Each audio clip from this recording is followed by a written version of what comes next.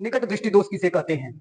यदि किसी पीड़ित व्यक्ति को निकट की वस्तुएं स्पष्ट रूप से दिखाई देती है तथा दूर की वस्तुएं स्पष्ट रूप से दिखाई नहीं देती है, उसे हम निकट दृष्टि दोष कहते हैं। तो निकट दृष्टि दोष में क्या होता है कि जब अनंत से जब वस्तु आती है, यानी अनंत से आने वाली प्रकाश की किरण, यानी कि दूर वस्तु से, यानी कि अनंत से आने वाली प्रकाश की किरणें अब कार्निया से नेत्र लेंस से अपवर्तित होकर के यह जाकर के रेटिना से पहले ही दोनों प्रकाश की किरण काटती हैं और यही बनता है आपका निकट दृष्टि दोष। यह हो जाएगा आपका रेटिना और यह हो जाएगा रेटिना से पहले बना वस्तु का प्रतिबिंब, रेटिना से पहले बना वस्तु का प्रतिबिंब, वस्तु का प्रतिबिंब।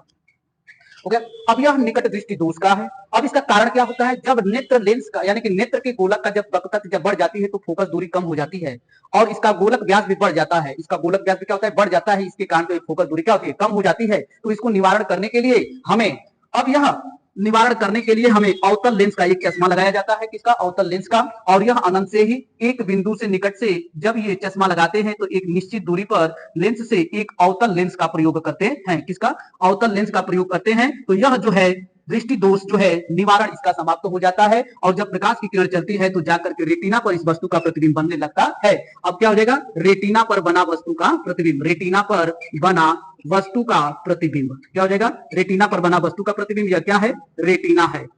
और यह निकट यानी पास की वस्तु, निकट मतलब पास की वस्तु, पास की वस्तु जब दिखाई देगी तो उसे निकट दृष्टि दोष, दूर की नहीं दिखाई देगी।